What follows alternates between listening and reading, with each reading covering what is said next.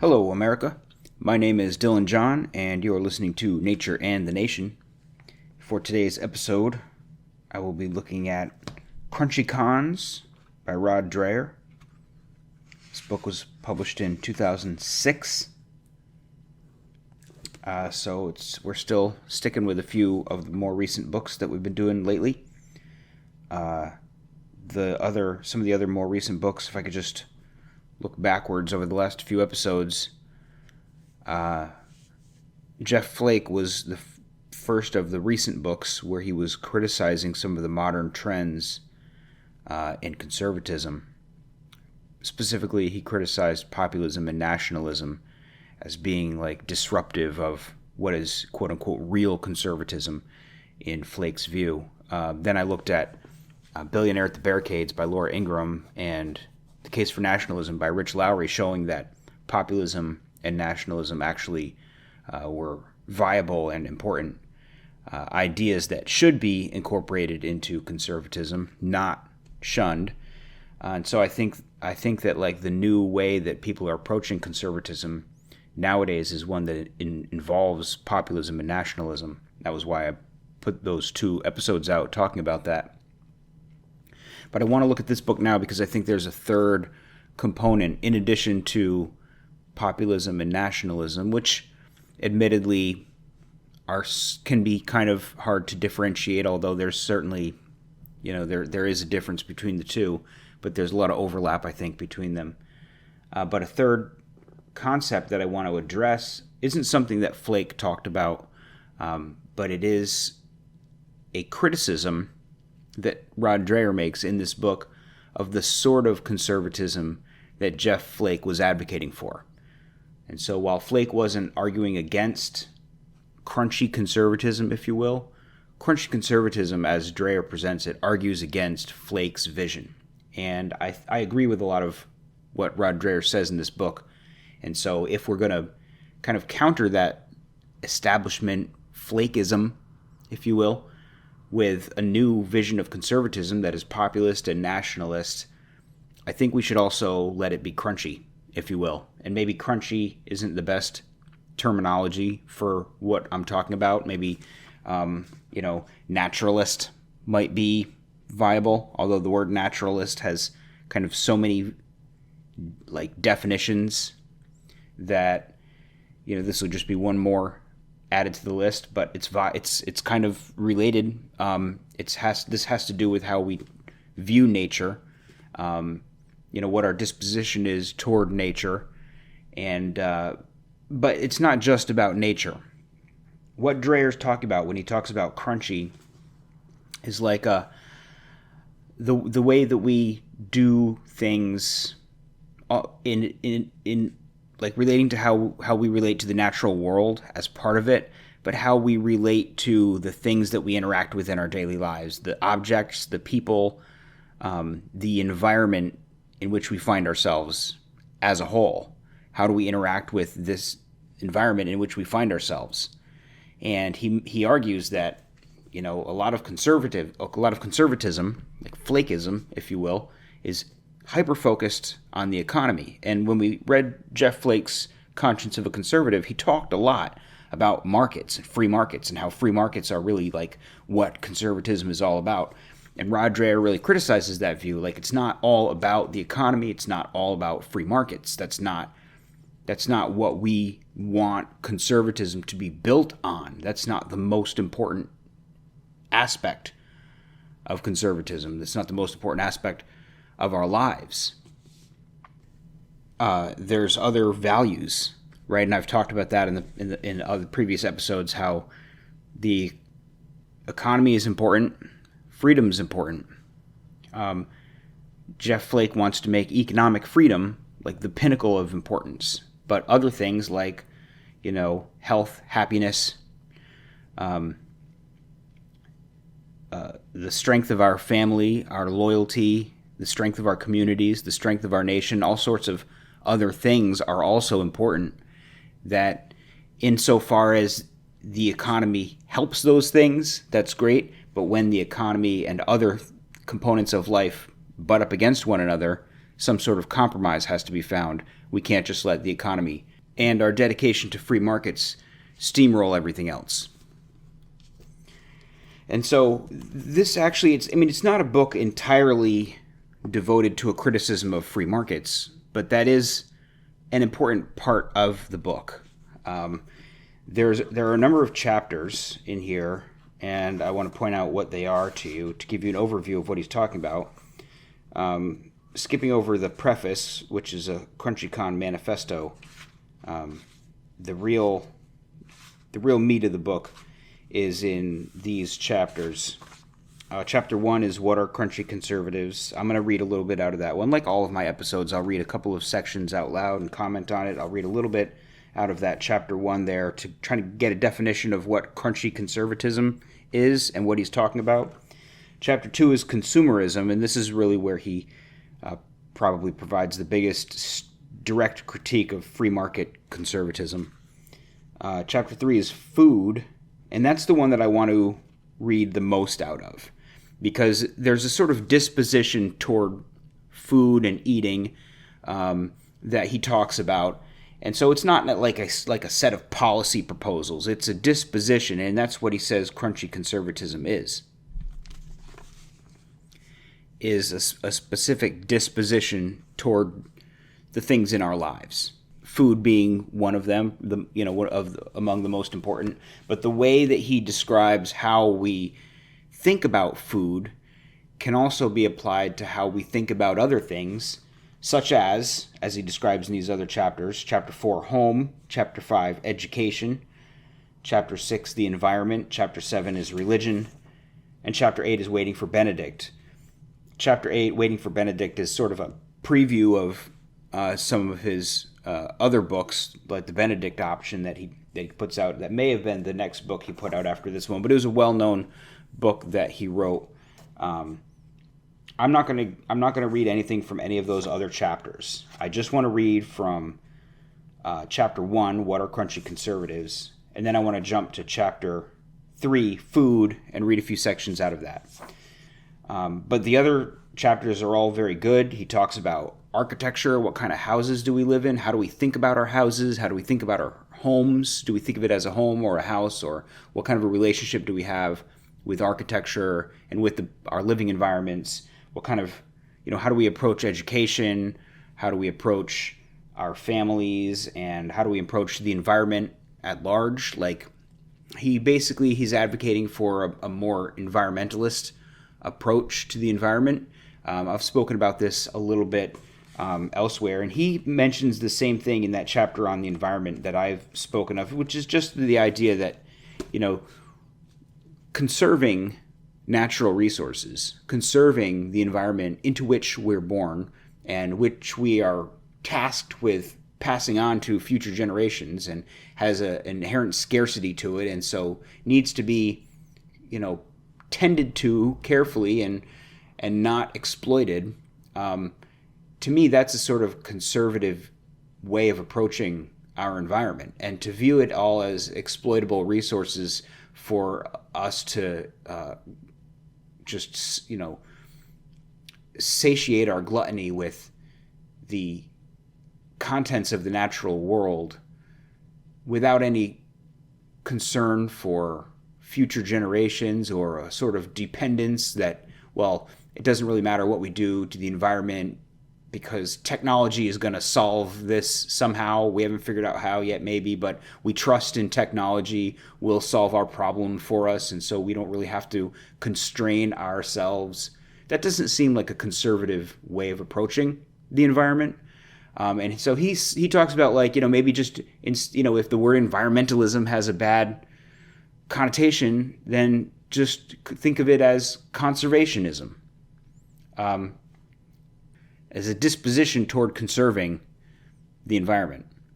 So I'm a big advocate of conservation, and I think it should be more incorporated into conservative ideas.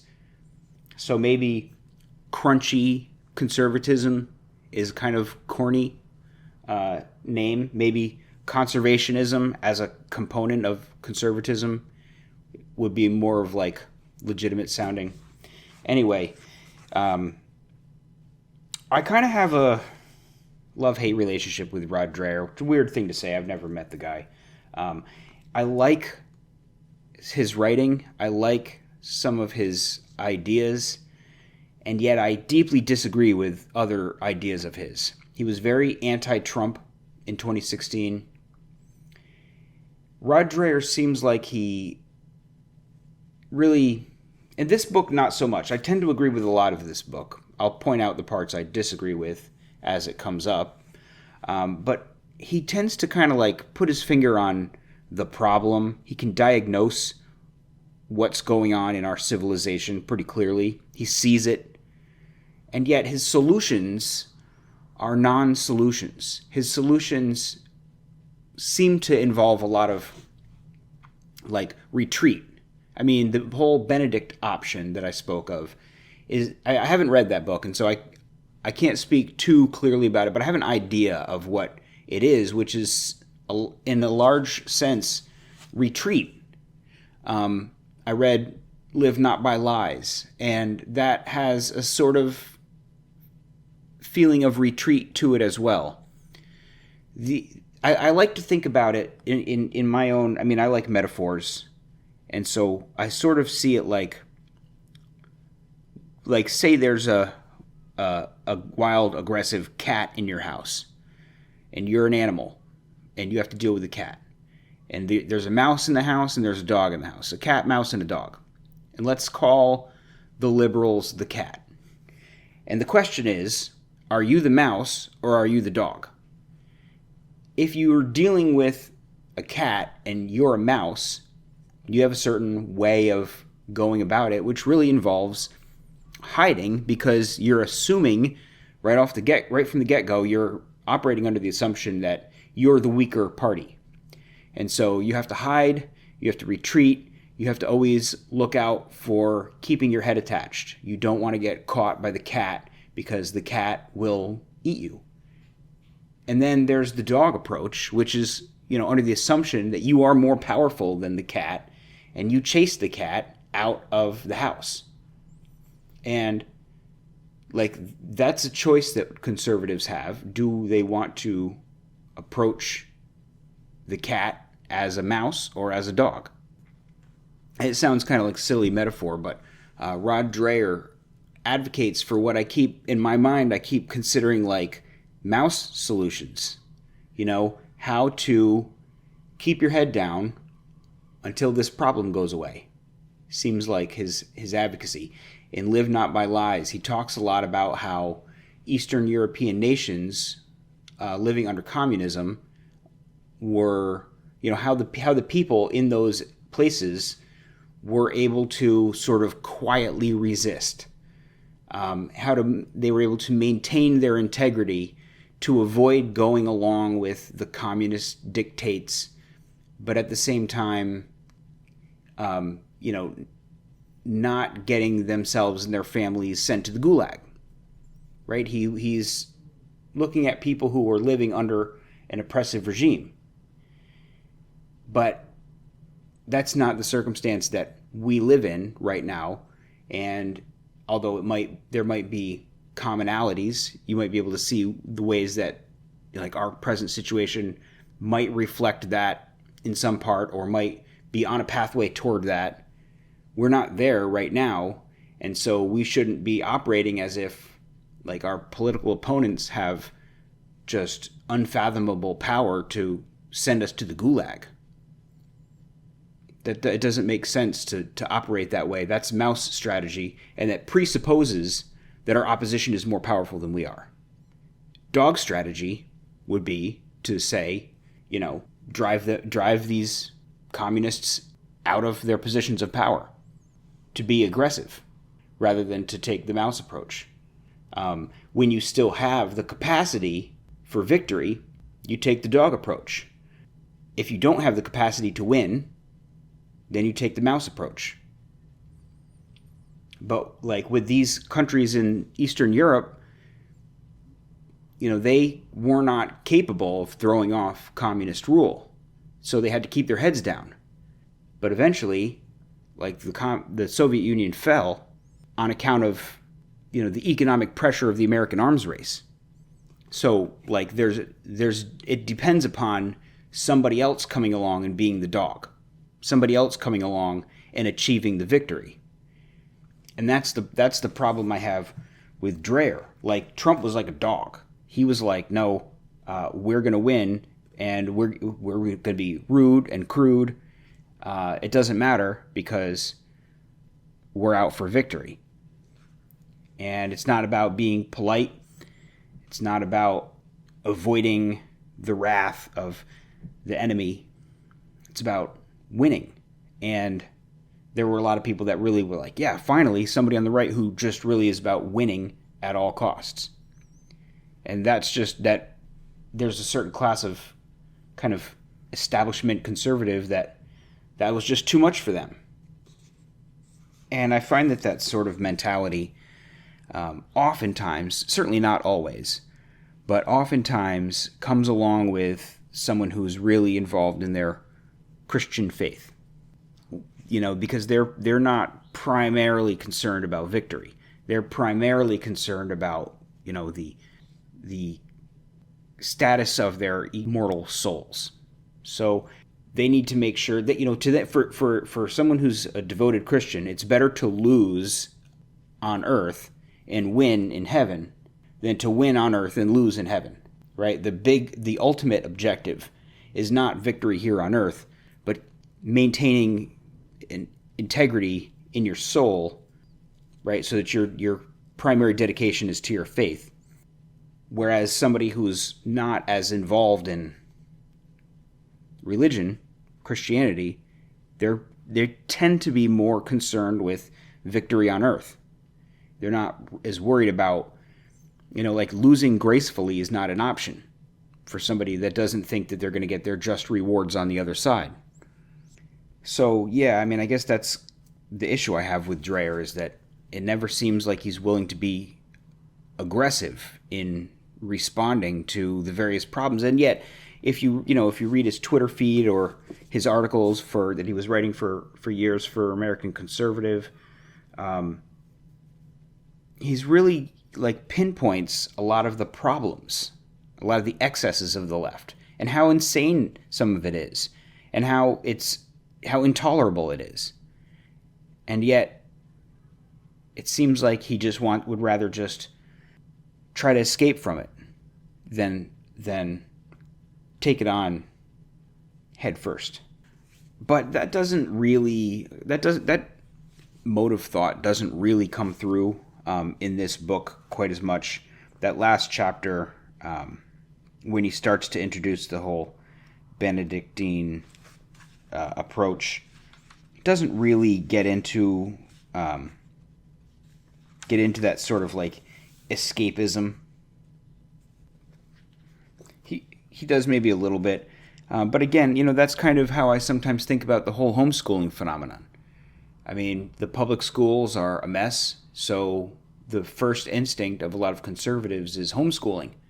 Well, there are a great many people who can't homeschool for whatever reason, and are those people just kind of left to deal with the public schools on their own? Or would it be better to take an assertive, offensive approach to reclaim the public schools, fix the public schools, acquire control over the public schools, and set them up to advance our agenda, rather than saying, oh, the public schools are a lost cause, pull your kids out and homeschool? That's the same as like, get out of the cities. Or even people that I see online from Texas, if something ridiculous happens in Austin, they'll say, well, Austin's not really part of Texas. It's like on the map, it's part of Texas, but we all know that Austin's not really like part of Texas, which is absurd. Austin's right in the middle of Texas. It's just a lack of will to conquer the cities in their own state, a lack of will to go on the offensive. So we just say, they just take a city right in the middle of Texas and hand it over and say, well, this is your city now. Here you go. That's not a fighting mentality. That's the mentality of retreat. That's like mouse mentality. Those are mouse strategies. So anyway, I'm going to jump in here, start reading.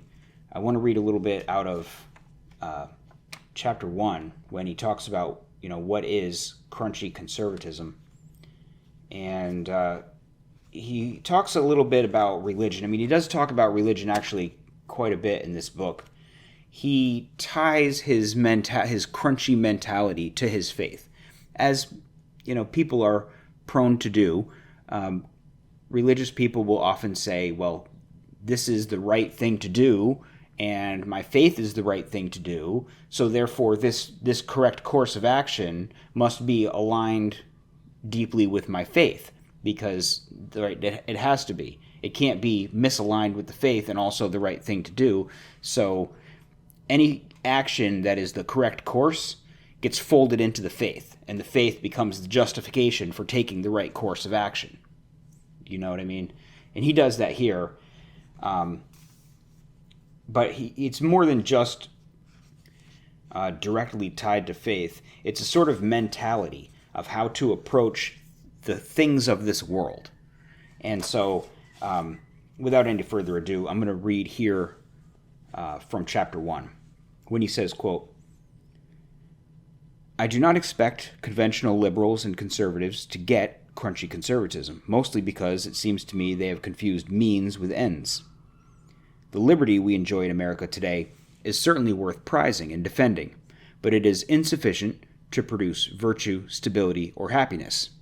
The free market in ideas, commerce, sexuality, and so forth offers us various possibilities of how to live, but it tells nothing of how we should behave to live as well as we ought.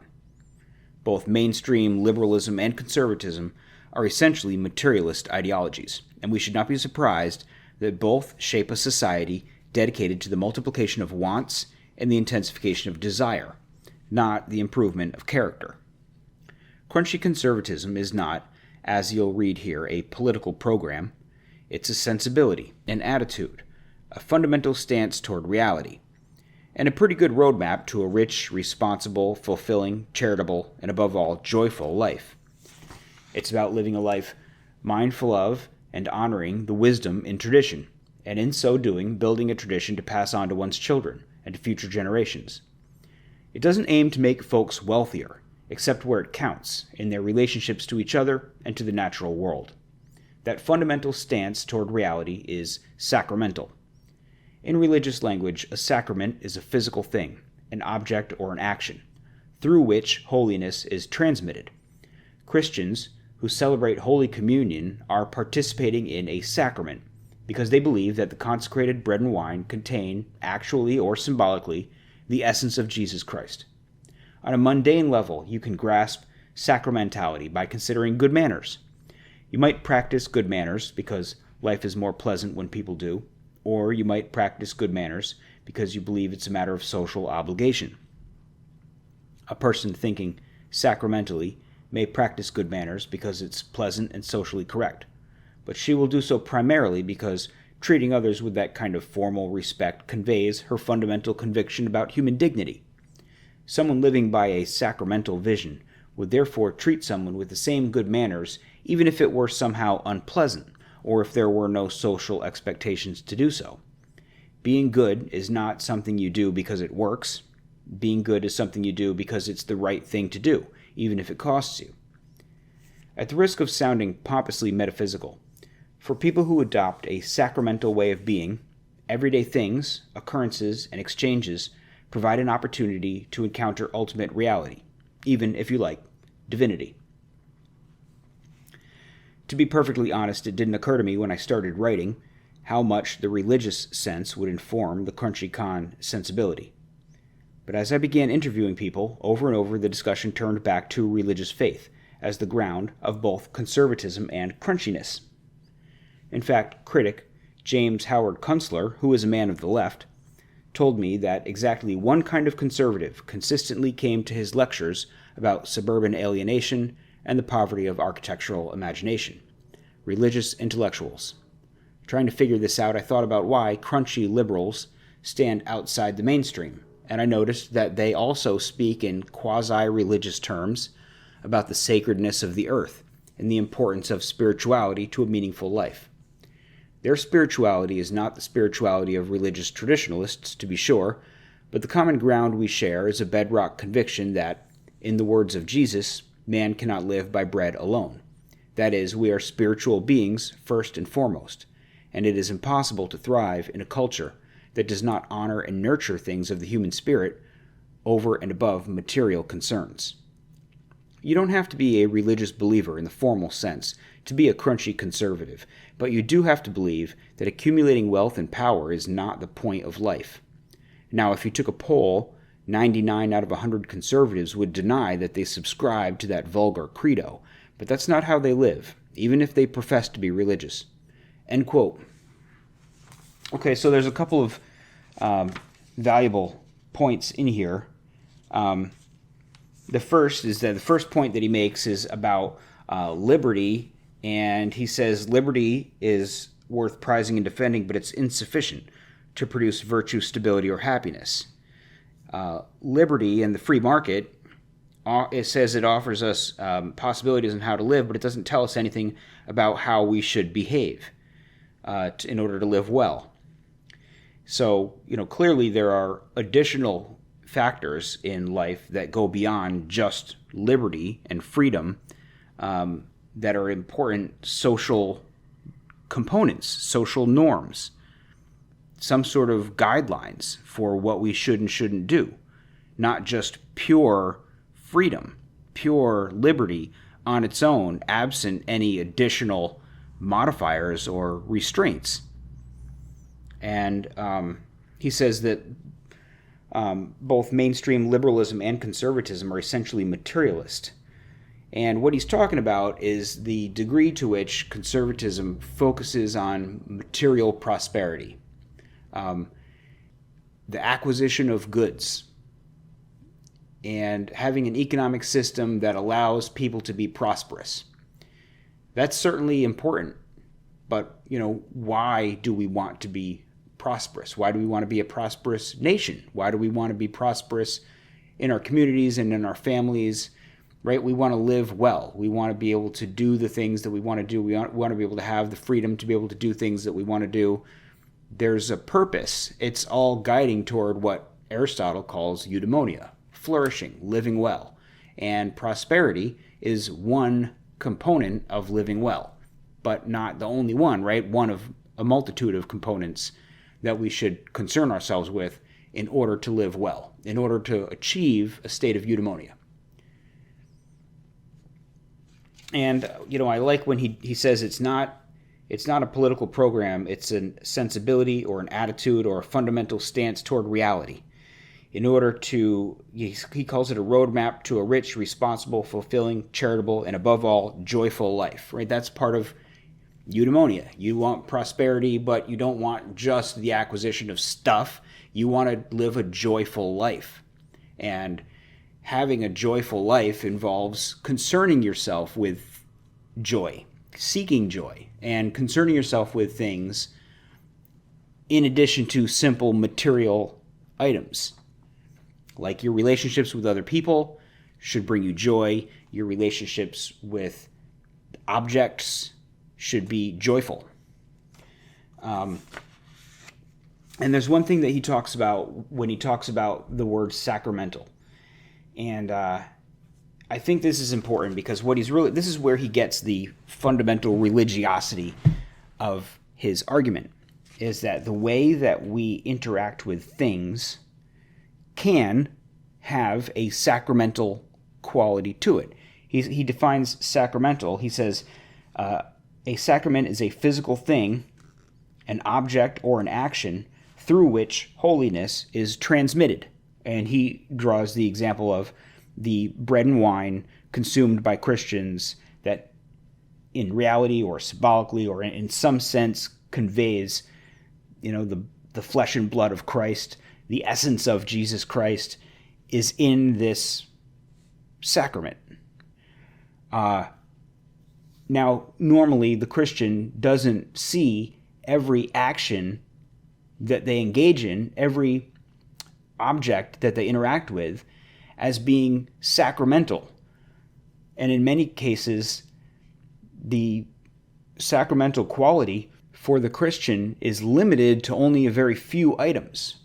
And much of the material world is seen as sort of base or fallen or only material. You know, there's earthly world and then there's the heavenly world, and the things of this world are not the things of heaven. They're not godly things. They're material, and so they're kind of base and hollow, you know?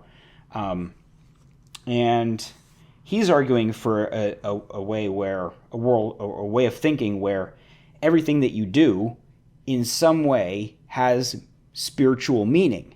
How you interact with other people says something about the state of your soul. So your regular activities, the things that you buy, the things that you say to people, the time that you spend with people, the activities that you engage in, the whole way that you live your life actually does have a sacramental quality to it. And the state of your soul is dependent not just on whether or not you eat the bread and wine, but on how you conduct yourself throughout your life from, morning till night.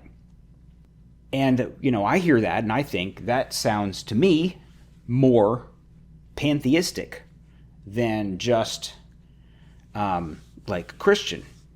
I think it sounds like if you have a mindset where whatever amount of sacredness you ascribe to the world itself is going to come through in all the things that you do, all the things that you say, all the things that you interact with. So if you're a pantheist, if you believe that the world and the universe itself, absent any sort of supernatural entity, like if you're like an atheist, you could still have that pantheistic sensibility where the world itself, by virtue of its supremacy, that the universe itself is sacred, and therefore all the contents of the universe are sacred in their own way, and the things that you do have sacredness. And you might, this will get into a whole other host of questions about the nature of pantheism that I'm not going to get into now, but you could consider that there are certain ways of behaving that are more sacred than other ways of behaving. I mean, if everything you do is equally sacred, it doesn't matter what you do, and why should you bother reading this book or doing any one thing versus another? The presumption of having a correct course and an incorrect course would be that there's a right way and a wrong way to do things. And then you could say that the right way is somehow more sacred than the wrong way. And what would define the right way and the wrong way would be, okay, well, if you are an entity, a living entity whose function is as a survival machine, like we saw in the Selfish Gene by Richard Dawkins, if you are a survival machine serving the purpose of spreading your DNA, then sacred activities would be anything that moves you closer to that objective. Having children becomes the principal, most sacred act because it is you fulfilling your function. And having an environment in which you can come closer to that goal, having an environment in which your children can grow and be healthy, an environment in which you can be healthy, you can have a family, you can have a mother and a father raising a child. The most successful scenario you can create in order to have the propagation of your genetic code becomes the most sacred activity. And with that sort of mentality, I think all of the things in this book align with that. They all lead you toward having a healthy mind, a healthy body, a healthy family, a healthy home, having the right circumstance of a healthy community and a healthy nation to have your genetic code prosper. So that's my perspective on the religiosity of what he's speaking about. He says that you don't have to be a religious believer. For him, it's very much connected to religion. Of course, you have to consider that a lot of the activities that he advocates for are already being undertaken by many people of the left. The kind of crunchy mentality is already embodied currently by many people who consider themselves on the left and oftentimes consider themselves atheists or non-religious or spiritual in some way, but not necessarily participants of any sort of religion. And so, it's kind of a bit tenuous to say that, like, oh, this is kind of the underlying reason why we do these things, why we live in this way is because of our faith, when so many people who are already doing those things are doing them for, at best, like, probably not faith-driven reasons. And so many people who are religious aren't engaging in these things. So there's got to be some other kind of way of looking at it than just through the religious lens. But I'm going to keep moving here to the next section that I wanted to read.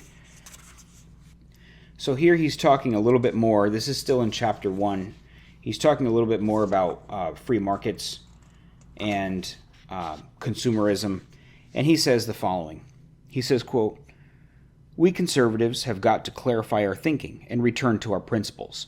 We should ask ourselves what kind of society we want to live in and want our descendants to live in, and ask whether the way we're living today is likely to get us there. Ideas have consequences, after all, and too many conservatives have unthinkingly accepted the mainstream Republican view that there is nothing wrong with this country that the free market cannot fix, at least over time.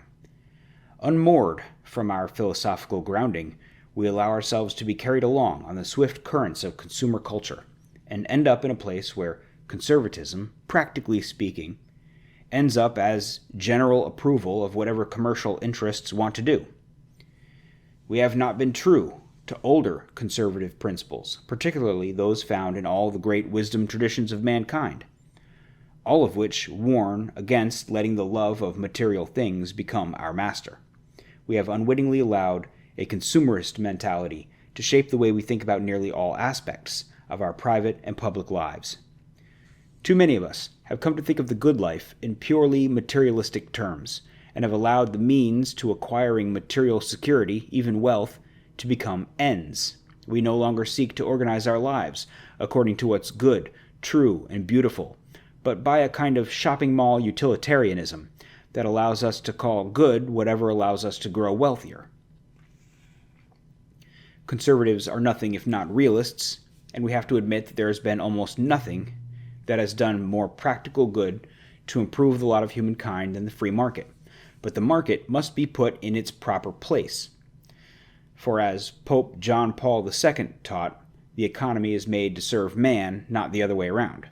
Economist and social reformer E.F. Shoemaker identified the tragic flaw in our free market liberalism when he wrote that the modern economy is propelled by a frenzy of greed and indulgences in an orgy of envy. And those are not accidental features, but the very cause of its expansionist success. The question is whether such causes can be effective for long, or whether they carry within themselves the seeds of destruction. The essential point of crunchy conservatism is to ask that question, and to search for workable answers that will enable us to conserve those institutions and places worth holding on to, and not toss them aside for the sake of efficiency, pleasure, or fashion. The solution is surely not to be found in ideology, but in a considered critique of the assumptions undergirding contemporary social and economic life, and a studied withdrawal, a secession of sorts from the mainstream. We have the power within us to refuse to participate fully in the system that makes us materially rich but impoverishes so much else." End quote. So in the end there, you see him kind of coming back to the Benedict type of option, the withdrawal. He talks about the solution is not found in ideology, but in a critique of the assumptions undergirding social and economic life. Okay, that sounds good so far. And a studied withdrawal, a secession of sorts from the mainstream. He says, we have the power within us to refuse to participate fully in the system. So this is where his inclination toward retreat comes out, that well, these are corrosive components of society. And in order to get your, like he's, and there's validity in the idea that, well, you want to get yourself right. You want to get your head right. You want to get your family right. And if you need to step back from the mainstream, constant 24-hour news cycle and the perpetual bombardment of marketing advertisements trying to get you to buy, and everything that's being taught in the schools and everybody's, the range of acceptable and unacceptable opinions and, the kind of mind control that goes along with all of that. If you want to like step out of that, you have to kind of give yourself permission to step back and take a breather and say, I just need to like not do this for a minute, and like that's legit. I don't have cable TV and I'm okay with that. Is that me hiding from the world? Maybe a little bit. I mean, I guess there's room for that sort of thing, but you can't take that as everything that you need to do involves some form of retreat, as opposed to taking over mainstream society and making the avenues of communication like spread the correct message. A more assertive, putting your hands on the steering wheel of society and steering it to the direction you want it to go in, rather than just kind of retreating and finding your safe space. So he does bring that up. And other than that, it's really just, talking about how too many conservatives have just given themselves completely over to, the economy. Whatever is best for the business is what's best for America, what's best for us. So long as we are advancing commercial interests, then we are being good conservatives, which seems like, kind of ridiculous way of being quote unquote conservative. And yet it's taken over our too much of our discourse and our state of mind. And it's not healthy, it's not conservative, it's not beneficial. So that mentality needs to be critiqued and perhaps kind of, set aside for a little bit while we think about other things that are also, important for conservatism. So those were the parts that I wanted to read from that first chapter. And then everything else that I want to read is going to come from the chapter on food. And I selected and specified this chapter because I think that it encapsulates a lot more. It encapsulates our relationship to the environment. Right? Do we want our food to be created in a way that is environmentally sustainable? It has to do with our relationship to the market. Is it most important for us to get like the cheapest food, or do we want to put quote-unquote efficiency aside for a moment and think about the shape of our lives, the shape of our farming, our factory farming, our big agriculture? The efficiency of these things is probably indisputable, but is efficiency all that we're after? And it also comes to relate how we interact with our families. How do we approach food in the family? Is it something grab and go? Is it something that you do while you're watching TV? Is it something that, everybody comes down to the table for a meal together? Who do you eat with? How do you approach food in your family? Is it a chore, or is it something that you embrace as like a beautiful part of human existence? There's two very different ways of approaching food. So there's a lot that's like baked in, if you will, to the premise of food and how we interact with it. So for that reason, I wanted to zero in on this chapter about food. In this first section that I want to read, he talks a little bit about his background and how we, as a society, generally have looked at food, processed food, food distribution, things like that. He says, quote, "I grew up with terrible food habits. The more processed and advertised it was, the more likely I was to eat it. Unsurprisingly, I was a fat kid. I didn't give my diet a second thought until I married at age 30 and moved right away with Julie to New York City. Suddenly, I felt the obligation to be a grown-up about things, and that meant getting serious about my diet. There was a practical reason for this too. Julie and I both worked, but we couldn't afford to eat every meal out in Manhattan. With the eye-popping bounty of the Union Square Farmers Market available to us every Saturday when farmers from all over the region bring their fruits and vegetables into the heart of the city, we got interested in cooking. Neither of us grew up in homes in which our mothers, who worked, were all that interested in cooking. Both of us had thought of food as fuel, as ballast, and nothing more. Suddenly, though, we found ourselves enjoying making our own meals. I'll never forget the pale green of the creamy sorrel soup Julie made for our first Easter dinner together in the spring of 1998, and the salty crunch of the crusty leg of lamb we prepared and ate together at the table by the window of our sunny little apartment on East 58th Street. We've made that sorrel soup several times since then, and there lingers something of the Easter sunshine of our first year of marriage in its savory taste. We laughed today, recalling that first year together, lying in bed at night, reading, and me pulling my head out of Martha Stewart Living one night, leaning over to Julie and saying, "I had no idea butter was this interesting." It's irresistible to make fun of that kind of yuppie jackass talk, but after we finished laughing at our own pretension, the plain fact was that butter is a lot more interesting than we had ever imagined. Lots of little things about food are. Neither of us had been taught to cook, and we really don't blame our mothers. They were raised working class in the rural South, and were hit with a wave of 1950s better living through chemistry propaganda, telling women that traditional cooking was drudge work, and that processed food was a status symbol. Looking back through old 50s food ads, and you'll see why home cooking washed away in that relentless tide of messages denigrating tradition.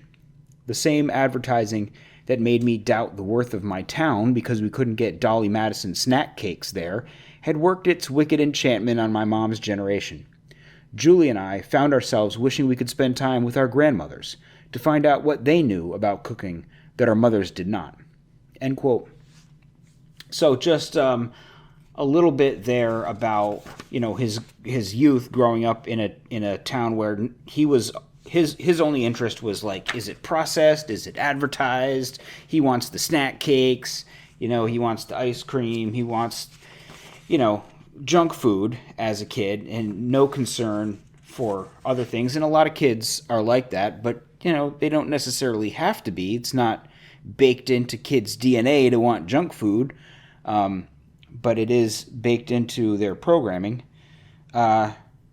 And he talks about how his mother and his wife, Julie, her mother, they didn't really concern themselves with cooking. They didn't enjoy cooking. They viewed it as drudgery, and they had been subject to this ongoing wave of propaganda from the 50s, basically saying that kitchen is drudgery, and you're liberated by, getting microwave dinners and stuff that you can just, instant potatoes, stuff that you can make super quick, feed the family, and don't have to spend your time like slaving over a hot stove. That sort of mentality about cooking is that it's this like slavery, and you're freeing yourself from the the confines of the kitchen. And so all this processed crap became a status symbol. It's a lot of what we look at. A lot of times conservatives will look at, the 50s and the 60s as like, we need to get back to that. And maybe there's a part of like, we do need to get back to some of those things. But, some of the feminist messages that were annihilating traditions were pretty active at that point in time. And some of the processed food and processed entertainment and the introduction of the television and everything else that was happening in the 50s, there was still, even at that time, a lot of attacks on tradition, and there was a lot of modernization was the buzzword of the time. Everything was becoming modern. So it's not the case that there's this deep-rooted tradition. You might have to go back a little deeper than the 50s to really get at like the civilizational traditional roots. So I thought that was pretty interesting that, after he moved to New York City, he got married, he moved to New York City, became an adult, realized he should probably start thinking about his diet. And, he says he had access to the Union Square Farmers Market in New York City with all the fruits and vegetables and stuff, and him and his wife started getting into all of that. And that's a great thing to do, like when you're young, married, building a family, to be thinking about, well, what are our family recipes? How are we going to approach food? And it's good that he kind of got on the right side of that. And also he talks about, eating with other people, and eating really is a communal activity, or can be like a communal ritual, even getting your family together to all eat at the same time.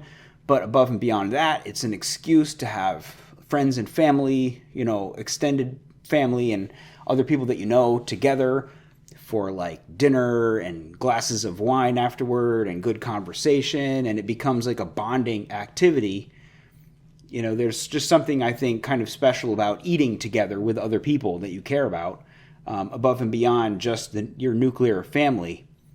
It is an important component, and it has been for many generations, an important component of getting people together, to enjoy each other and to engage in stimulating conversation. So in this section, he says the following, quote, "When our firstborn, Matthew, arrived, we were living in a small, dark apartment near the Brooklyn waterfront, and we found that we were pretty much housebound. It's no fun to wrestle a baby in a restaurant. We cooked at home for our friends even more often. Even today, years removed from those magical Brooklyn nights, whenever we prepare some of those favorite recipes, I can't help recalling Peggy's laugh, Father Wilson's funny stories, Santos pulling the cork out of a bottle of Italian red, and the manifold joys of good friends and rich feasts. I'd go to Staubett's Market, the venerable butcher shop on Court Street. The succulent taste of that meat would convey in part the pleasure of walking into Staubett's, knowing our butcher, and the pleasantries that would pass between us as we talked about meat, the weather, kids, the neighborhood, whatever. The bread we'd eat with our steak came from Christophe, the young Frenchman, who ran a deli on Clinton Street. If we were feeling flush, Julie and I would buy a piece of chèvre wrapped in a chestnut leaf to serve our guests, and if we were feeling really flush, we'd stop by Tuller, the neighborhood cheese shop, and buy a wedge of Humboldt fog and a thin slab of manchego. We'd think hard about what would make us and our friends happy, choose thoughtfully, and prepare it with as much affection as we could muster. All these things we would lay out for our guests and ourselves, and man, oh man, that was the good life. It still is. The point is, we learned in this way that food, properly understood, is sacramental. It carries with it the care of the farmers who raised it, and the merchant who sold it, the love and devotion of the hands that prepared it, and the happiness of the friends and family who share it. True, not every dinner is a special occasion, but we so often forget to slow down and savor what we eat. We are all pressed for time. And it's the easiest thing in the world to eat, the quickest and most convenient thing. Families these days don't even eat dinner together. Everybody's too busy to slow down and smell the pot roast. The imperative to convenience, ease, and cheapness, in other words, efficiency above everything, has created an enormous and enormously lucrative American food industry. It's the way we live our culinary lives now, fast, cheap, and out of control. What does this have to do with conservatism? It all goes back to first principles and the question, what is life for? If it's merely about fulfilling our material needs, then you could eat a bowl of Cheerios or a power bar in front of the TV every night and let that be that. There is no utilitarian reason to devote hours to preparing a delicious meal when you can save time by popping some tinfoil-encased gob of processed junk into the oven. Food not only nourishes the body, but it and the rituals surrounding its preparation nourish something in the human soul. When Julie and I would pick up our vegetables at the community-supported agriculture co-op, we urbanites were participating directly in a system that supported agrarian life, which we hold to be a moral good. I suppose a bit of that is sentimentality, but mostly it's gratitude. When you learn to love cooking, you also learn to be both mindful of and thankful for the quality of your ingredients. And when you learn how much care goes into the preparation of something good to eat, you can't help reflecting on how very much more of the same went into raising it and growing it. As we got to know how those CSA farmers lived, raising their crops the old-fashioned way, as opposed to with efficient industrial methods, we came to respect them for honoring the agrarian farming tradition, defined by Wendell Berry as the proper use and care of an immeasurable gift. I don't want to put on airs here. I could no more grow a potato or a carrot than I could sprout a horn in my forehead. But then again, I couldn't paint a Cézanne either, but I know enough about art to know when I'm in the presence of something worthy of respect and admiration. Anyway, when we bought our meat from the neighborhood butcher, whose shop had been in that same spot for over 100 years, and who knew our names and faces, we were personalizing commercial transactions.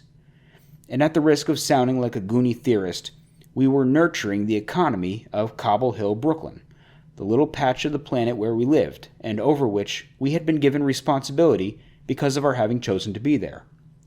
By economy, I don't mean strictly commerce, but the inchoate and complex system of human relations that bound us together as a community and made Cobble Hill the kind of place worth living in and caring about. The Dreher family was not anonymous to John the Butcher or to Christophe the Baker, and they weren't anonymous to the Drehers. That counts for something. And by choosing to shop at those places, we chose to conserve that rare and precious thing, a sense of beloved community, a sense of beloved place, in a world where the quest for efficiency and the monetary bottom line served only to annihilate tradition and to atomize families and communities. That's a moral issue.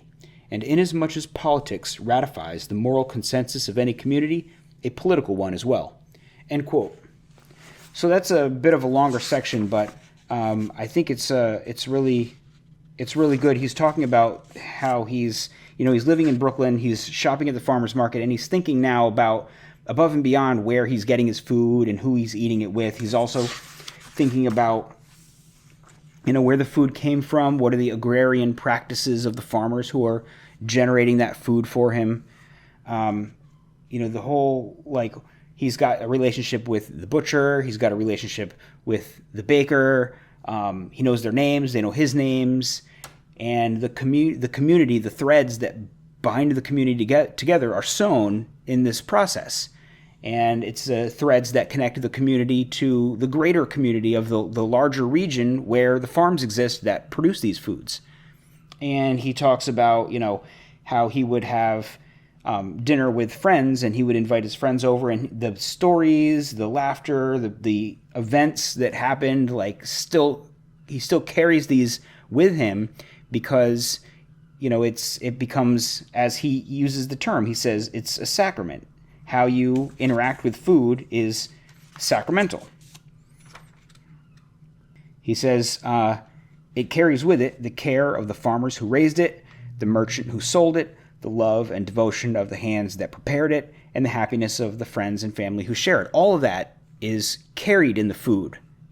How you interact with food is determined by how you feel about all of those different things, how you feel about your friends and your family, how you feel about the people that you buy the food from, whether you think that's important or not. There's moral decisions that are manifested in how you interact with food. And so in the sense that these moral decisions carry some sort of, for Dreher, a spiritual component, or, if you please, just a natural drive toward eudaimonia is developed through your interaction with food. So the only thing that I would disagree with is when he says, and this is just maybe being a stickler, but he says there's no utilitarian reason to devote hours to preparing a delicious meal when you could save time by popping some tinfoil encased gob of processed junk in the oven. Well, there are utilitarian purposes to eating healthy food. If you want to live a long, happy, healthy life, there's a direct benefit to you for like putting your time and effort into, cooking healthy food and not just getting something that you can pop into the microwave and sit in front of the TV and eat.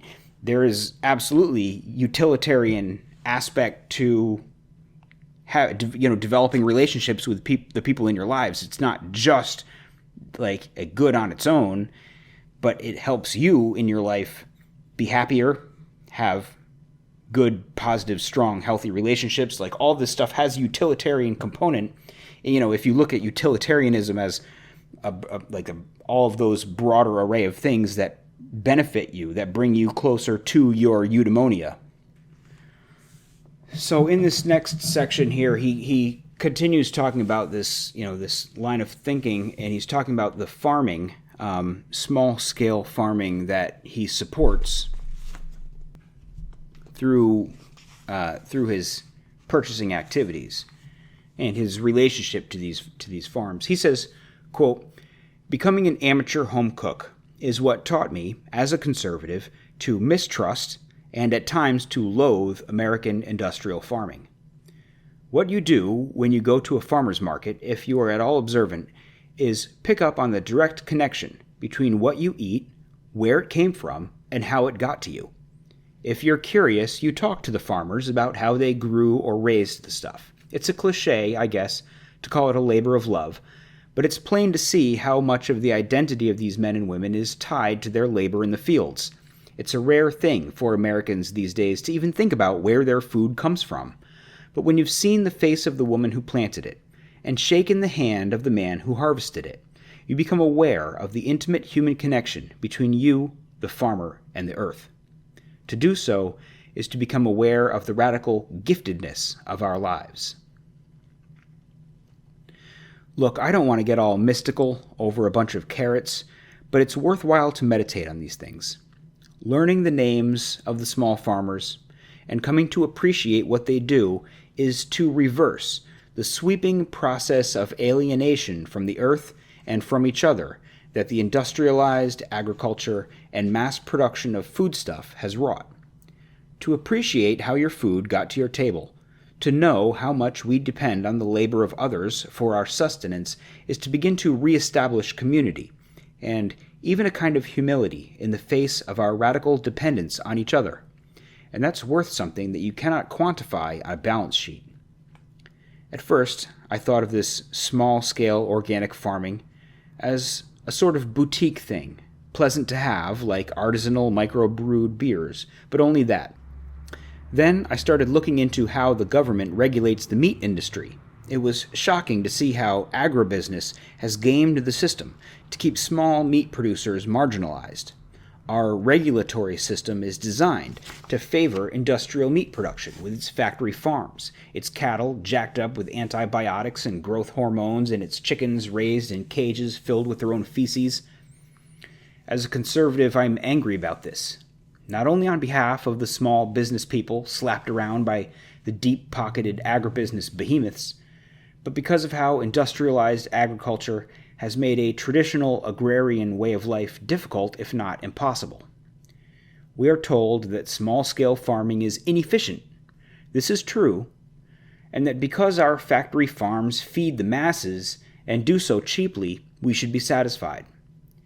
And that's a deal that makes sense to nearly all of us. Just keep the stuff showing up in the produce bins and under cellophane in the supermarket cooler, and keep it relatively cheap, and we'll ask no questions. But in striking that devil's bargain, we sign away our responsibility for what's in that food, how it got there, and what was done to human communities to close the deal. To participate in a system and a way of thinking in which the act of eating is merely a commercial transaction is to sell out our spiritual and cultural patrimony. I understand the free market reasons why Americans do this, but I don't understand why it's called conservative." End quote. Yeah, I like that section. He talks a little bit about the regulatory environment, how these huge agribusiness corporations and giant factory farms, and the whole food industry is, it's constituted by these huge corporations. And, obviously years and years ago, a much larger number of Americans were farmers. A huge portion of our population were farmers, and there were all these relatively small farms that were producing our food. And, we have acquired this idea that, like, the greatest thing that we can possibly do is increase our population indefinitely. The more people, the better. The more people, the better. And whatever means we have to do to get there.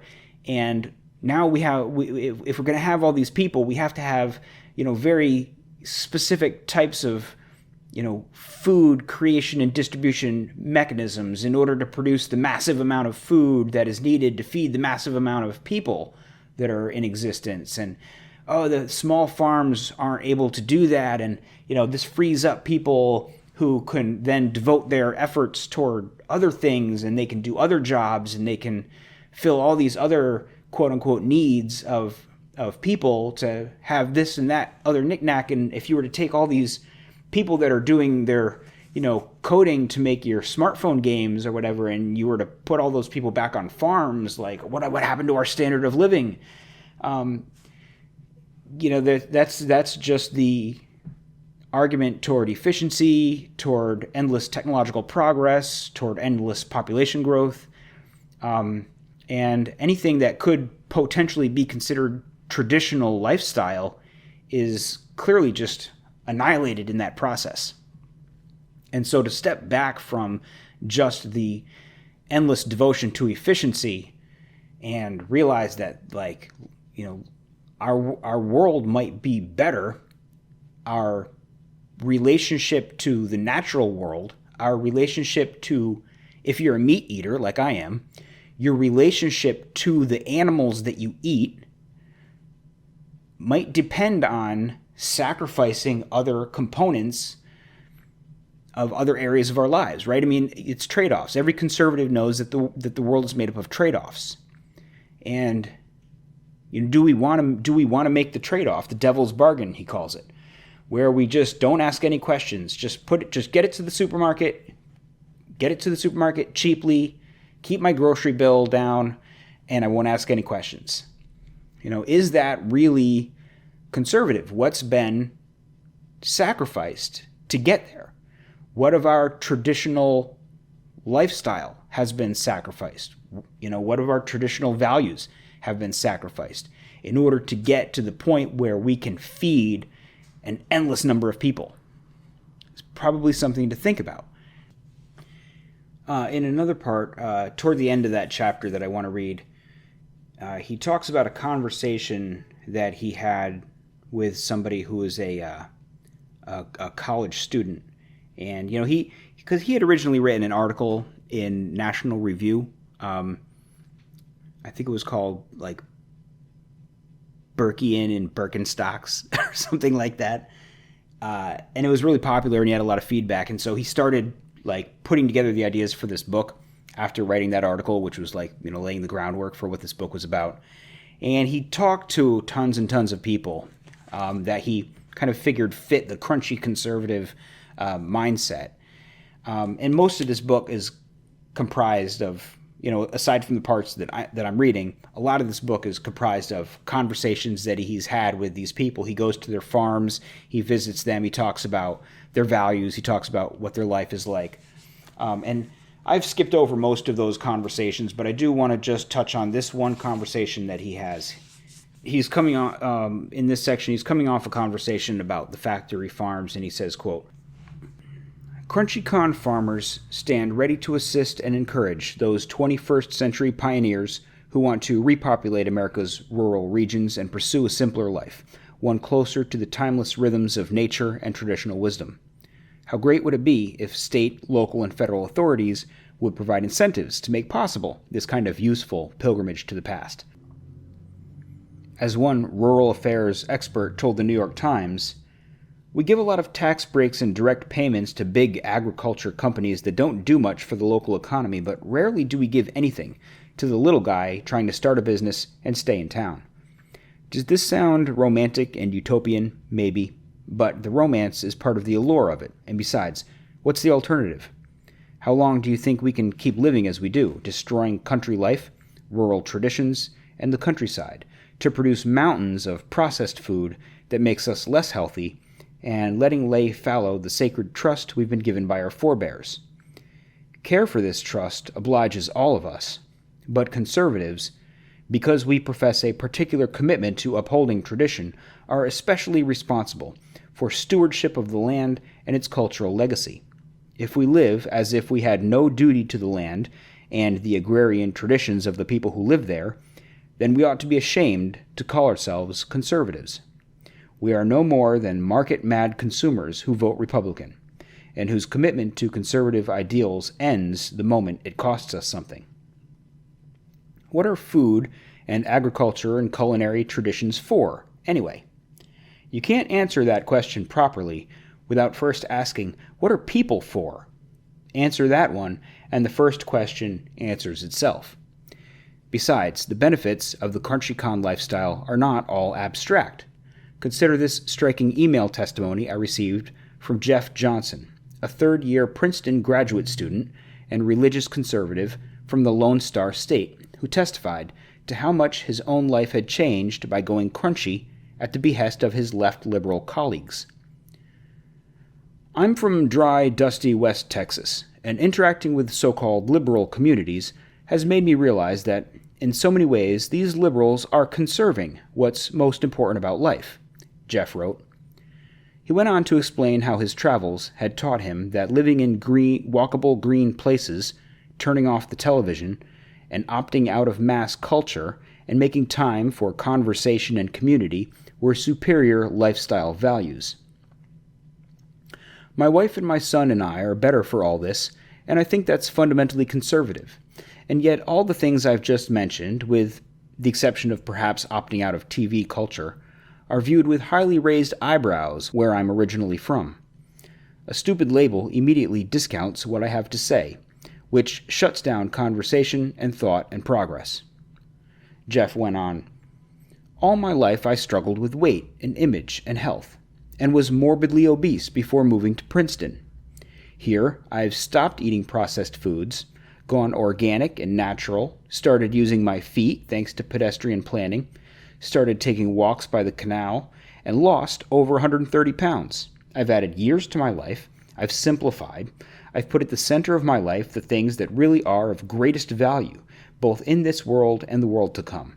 I think that's fundamentally conservative, and yet the greatest allies in my struggle have been lefties. What I get from most of my conservative friends is an emphasis on utility. The most common questions about my graduate studies in classics, what can you do with that, or what good is that?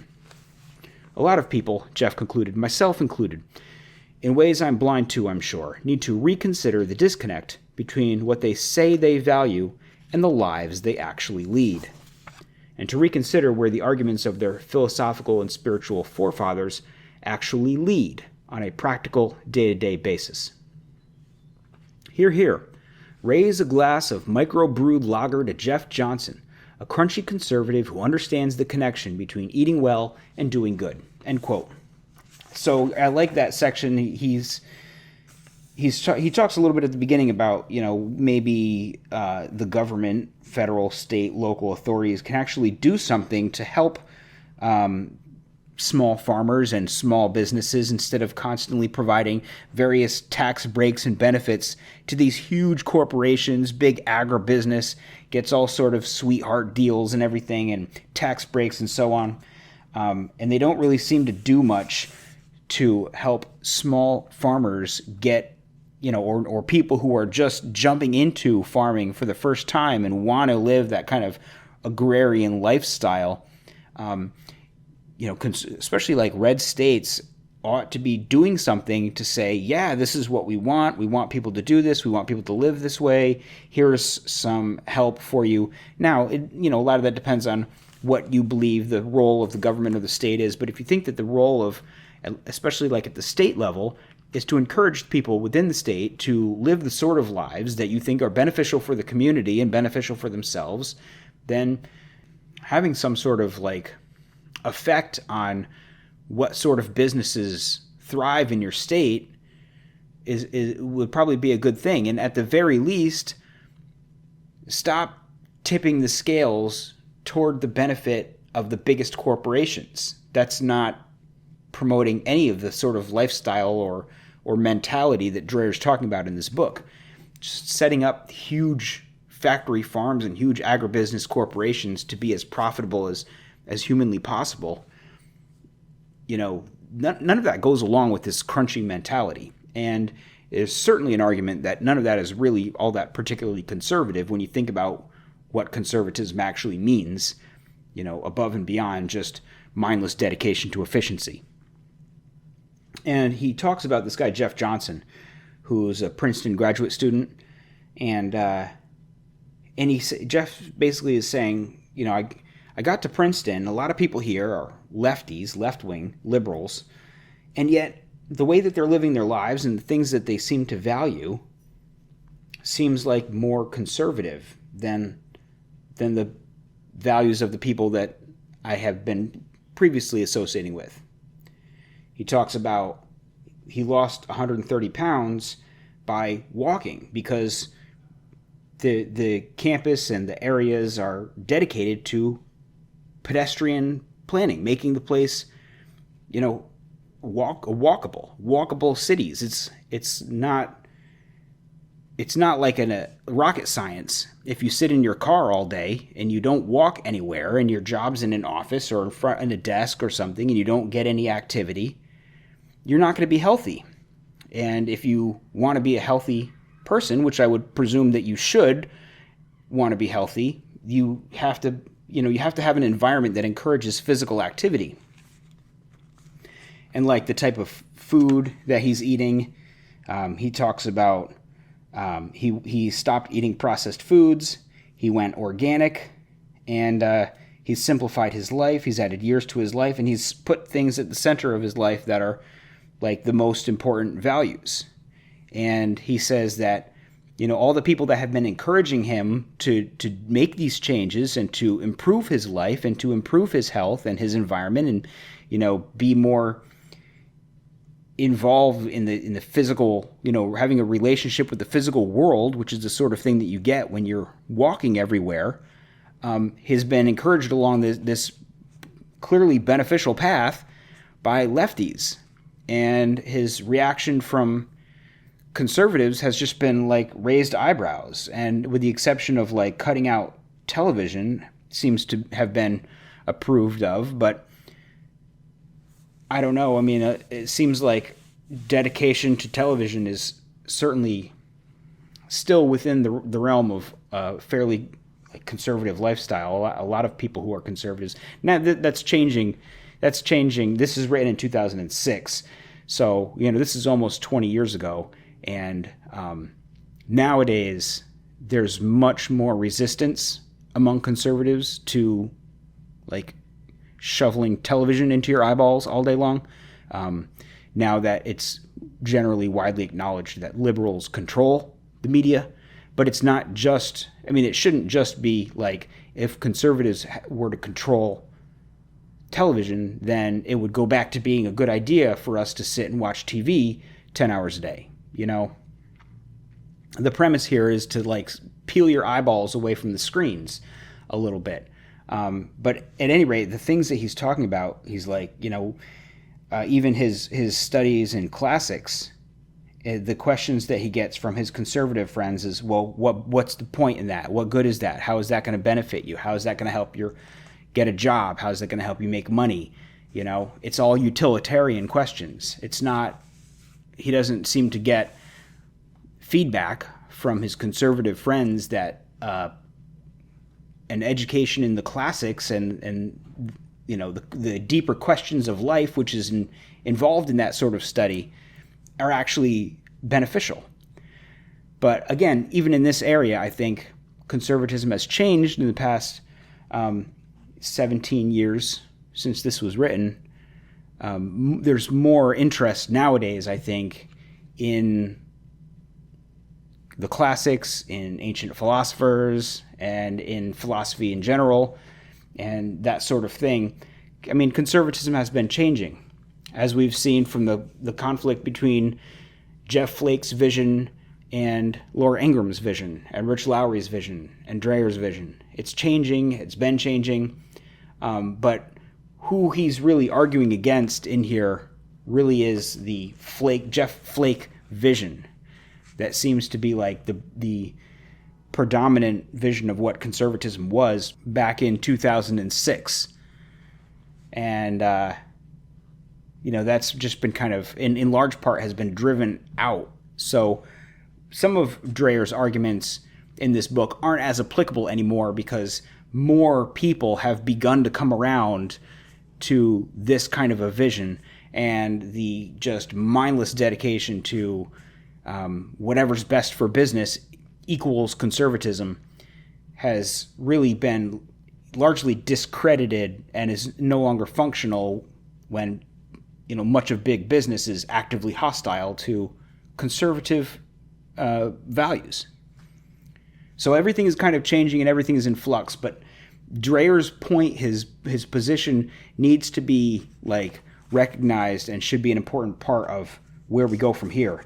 And so with that, I'm just going to read this last brief section where he points out just a couple of, he kind of states his whole thesis about food and makes a few points. He makes four points, which I'll get to during the course of this section here, where he says, quote, "In a perfect world, lawmakers would roll back the worst excesses of factory farming, change the agricultural regulatory scheme to give small farmers and producers a chance to compete fairly, and encourage, through tax incentives, the development of small-scale, locally based agriculture.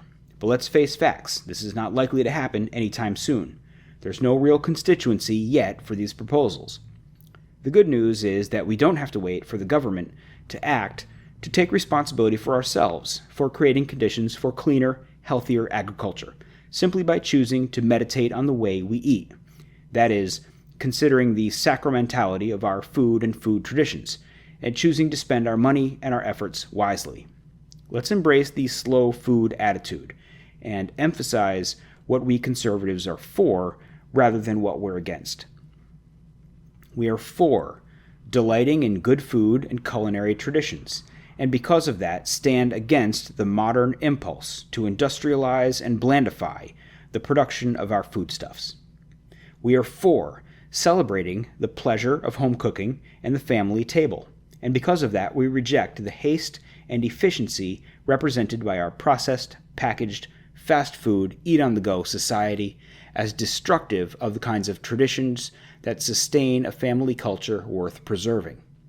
We are for an ethic of stewardship toward our bodies and land given over to growing and raising the things that nourish them.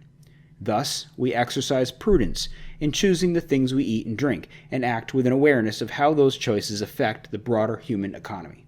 We are for agrarian life as a positive, and affirm those who stake their claims there and pursue the vocation of the farmer. Therefore, we try to support that way of life and the families devoted to it with our friendship and our trade. What does this mean in practical terms?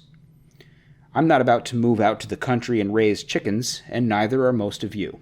But urbanites and suburbanites like me and thee can make it possible for others to do so by buying their meat, eggs, vegetables, and dairy products either directly from the farm, through CSA co-ops, or at farmers markets." End quote. So that's a bit of a shorter section, but he just brings up four things that he says conservatives or crunchy conservatives, let's say, are for, which is essentially delighting in food, so a concern for food and culinary traditions, and against the industrialization and mass production of food, for cooking and the family table. So part of it is like the food, getting good food, quality food, caring about your food, caring about how your food is consumed in your house. So caring about eating as a family and rejecting the sort of cultural norms of, eat on the go, fast food cultural norms, and taking time and carving time out of your life for food and eating food with other people. The third would be the being for an ethic of stewardship toward our bodies and land. So considering where the food that you get comes from, what the supply chain looks like, and whether that is the sort of thing that's good for human flourishing or destructive of human flourishing in the name of efficiency. And lastly, for agrarian life, essentially saying that the small farm is a good thing, and those things that we need to do through commerce and friendship and things like that, government policy if necessary, to prop up and benefit small farms. Those are really his four components. And it's not, I don't always shop at the co-op or the farmer's market myself. I do a lot of shopping at the supermarket. Sometimes it's not feasible. Sometimes it's not convenient. I know how life works. If you're shopping at the supermarket, the best thing you can do is, try to get farm-raised food. So a lot of that stuff is available at the supermarket. Cage-free eggs, grass-fed beef. Get things that come from small farms where you can. Avoid the aisles in the middle of the supermarket where all the most processed stuff is, and try to get stuff that is fresh and comes from small farms and is not deeply processed. The less processing, the better. You're getting raw ingredients. There's no strange chemicals added, and you can take them home and you can cook delicious food with them. Every bit counts, and getting your head into the right frame of mind to say that, this is good for me, this is beneficial for me, it's a moral act, it's a political act, and dedicating yourself to making steps in the right direction in how you engage with food. And then as that mentality sets in, you can turn and apply that same mentality to where you live. What kind of house do you want to live in? Do you want to live in a house that is unique, or do you want to live in a development where there's 150 houses that are all the same with slightly different colors and, slightly rearranged, but designed to be part of a singular cohesive neighborhood where everyone's property is the same size and shape? And you think about how you want to live your life. Do you want the McMansion? Do you want an old house that has a history to it that you plan on living in for your whole life and passing on to your children? How do you think about your home? How do you think about your community, your town? The same way that you take care in what you eat, you also take care in what sort of media you consume, what sort of education your children will receive. You can't just pass your kids off to a society. You can't condemn society and then hand your children to this society that you've just condemned and say, raise my children. An active role in all of these things, all of these components of your life, to steer all aspects of your life toward your own eudaimonia and the eudaimonia of your community, is the more conservative approach. Mindless submission to whatever the TV would like to feed you, whatever the school would like to feed your kid, whatever the market would like to give you in terms of your housing, in terms of your food. Just being mindless in your interaction with society rather than being deliberate is a flaw. It's a fault, and it's something that you should recognize and strive to overcome. And that's the point of this book. So I think it's a great book. I think there's tons of stuff in here I didn't cover, but I'm happy that I got so much of a focus on food, because I think that that's a real easy way to start. And I'll leave it at that. Thank you for listening, and I'll see you next time.